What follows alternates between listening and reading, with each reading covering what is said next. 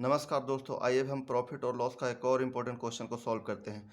Question दिया हुआ है दोस्तों कि an article is sold at 25% loss if it's cost price is double and selling price is increase by ₹660, then there is a profit of 20%। Then what is the original cost price of the article. Question के कहने का मतलब ये है दोस्तों कि एक वस्तु को 25% की हानि पर बेचा जाता है। यदि उसका क्रय मूल्य दोगुना हो जाए तथा विक्रय मूल्य में ₹660 की वृद्धि कर दी जाए तो 20% का लाभ प्राप्त होता है। तो वस्तु का वास्तविक क्रय मूल्य क्या है। इसको सॉल्व करने के लिए दोस्तों एक ट्रिक यूज करेंगे। जैसे मान लिया कि वस्तु का जो ओरिजिनल कॉस्ट प्राइस है दोस्तों वो 100 यूनिट है। कितना है? 100 यूनिट। हमने मान लिया कि वस्तु का ओरिजिनल कॉस्ट प्राइस जो है वो 100 यूनिट है। अब ये बोल रहा है कि वस्तु को 25% की हानि पर बेचा जाता है। कितने पे बेचा जाता है? 25% की हानि पर यानी कि इसको बेचा जाता है कितने में? 75 यूनिट में।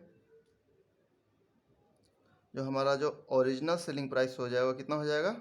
75 यूनिट वास्तविक विक्रय मूल्य। अब कंडीशन डाल रहा है कि यदि उसके क्रय मूल्य को दोगुना कर दिया जाए। दोगुना कर दिया जाए मतलब कितना कर दिया जाए? 200 यूनिट। यदि उसके क्रय मूल्य को अब दोगुना कर दिया जाए मतलब जो हमारा न्यू कॉस्ट प्राइस होगा वो 200 यूनिट हो जाएगा अगर दोगुना कर दी जाए, तथा विक्रय मूल्य में ₹660 की वृद्धि कर दी जाए तो 20% का लाभ होता है। मतलब जितना पहले बेच रहा था 75 यूनिट में, अगर इसमें ₹660 की वृद्धि कर दी जाए तो जो न्यू कॉस्ट प्राइस है उस पर कितना प्रतिशत का लाभ होता है? 20% का। तो 20% का जब लाभ हो जाए तो इस कंडीशन में जो न्यू सेलिंग प्राइस हमारा हो जाएगा कितना हो जाएगा?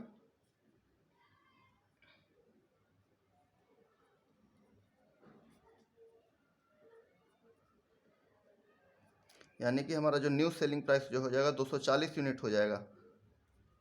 लेकिन ये कब हो रहा है 240 यूनिट न्यू सेलिंग प्राइस? जब हमारे जो पहले जितना बेच रहा था उसमें ₹660 की वृद्धि कर दी जाए। कितने रुपए की वृद्धि कर दी जाए? ₹660 की। पहले जितने में बेच रहा था उसमें ₹660 की जब वृद्धि कर दी जा रही है तब ना हमारा न्यू सेलिंग प्राइस जो है वो 240 यूनिट हो जा रहा है। अब दोनों के बीच में ओरिजिनल सेलिंग प्राइस और न्यू सेलिंग प्राइस के बीच में डिफरेंस कितना है? ओरिजिनल सेलिंग प्राइस और न्यू सेलिंग प्राइस के बीच में डिफरेंस जो हमारा है 165 यूनिट।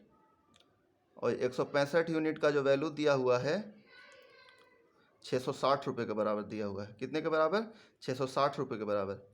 इसलिए एक यूनिट का जो वैल्यू हो जाएगा कितना हो जाएगा?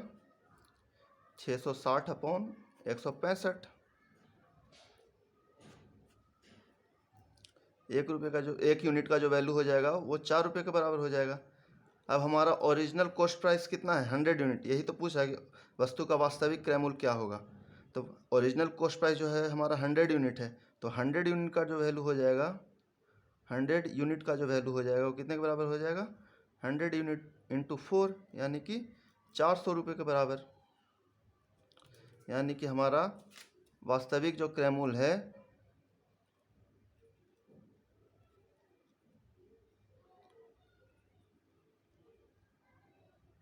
वास्तविक जो क्रय मूल्य है वो कितना हो गया? ₹400।